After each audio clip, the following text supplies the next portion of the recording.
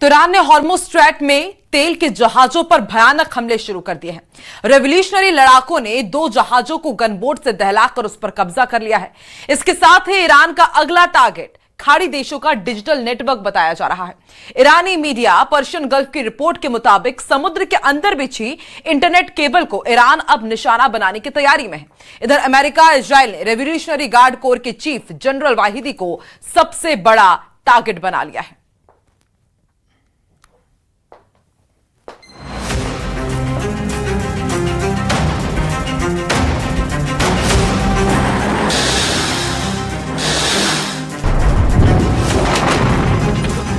Iran में Trump का युद्ध जिस कमांडर से है उसका चेहरा सामने आ गया है।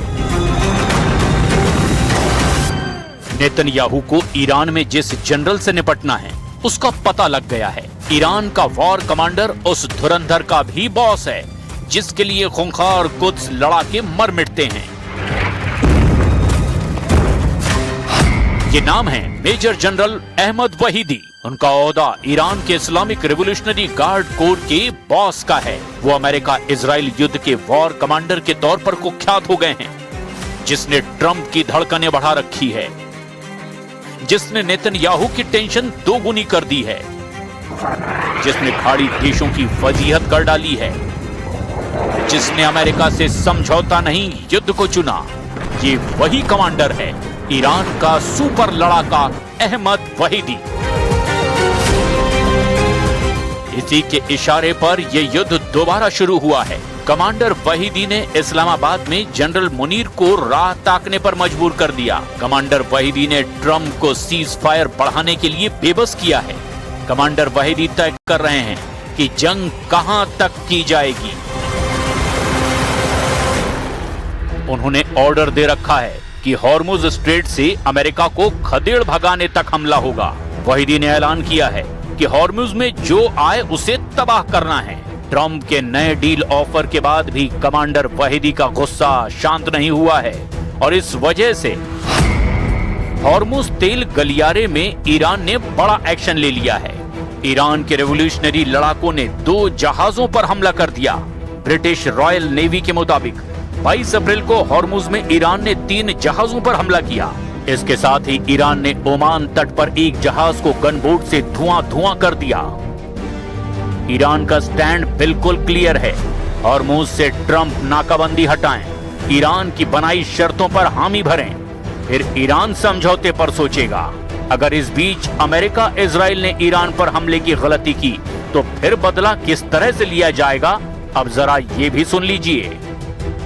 سخنگوی قرارگاه مرکزی خاتم الانبیا در پی تهدیدهای مکرر رئیس جمهور امریکا و فرماندهان ارتش متجاوز و تروریست این کشور با تأکید بر آمادگی کامل هشدار داد نیروهای مسلح جمهوری اسلامی ایران در صورت تجاوز و هر گونه اقدام علیه ایران اسلامی بلافاصله به اهداف از پیش تعیین شده قدرتمندانه هجوم می‌آورند و به امریکای متجاوز و رژیم کودککش صهیونیستی شدیدتر از قبل درس عبرت دیگری خواهند داد.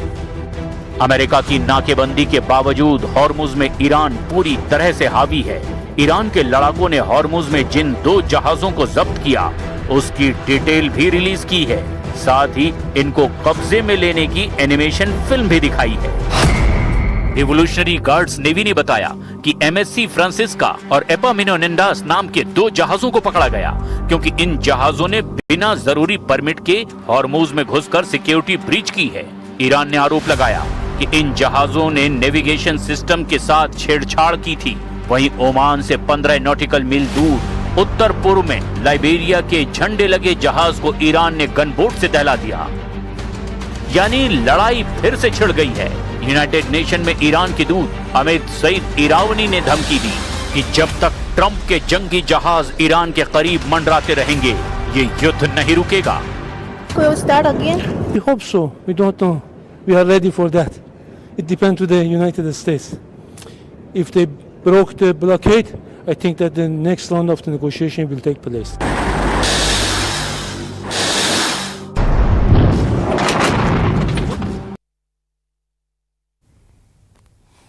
तो अमेरिका और ईरान के बीच तनाव लगातार बढ़ रहा है। ट्रंप ये दावा कर रहे हैं कि उनके ब्लॉकेट से ईरान आर्थिक रूप से टूट रहा है और हॉर्मुज स्ट्रेट बंद होने से हर दिन $500 मिलियन का नुकसान हो रहा है। वहीं ईरान ने इन तमाम दावों को खारिज किया और यह कहा कि 2 के बदले उसने 3 जहाज कब्जे में ले लिए हैं। देखिए रिपोर्ट।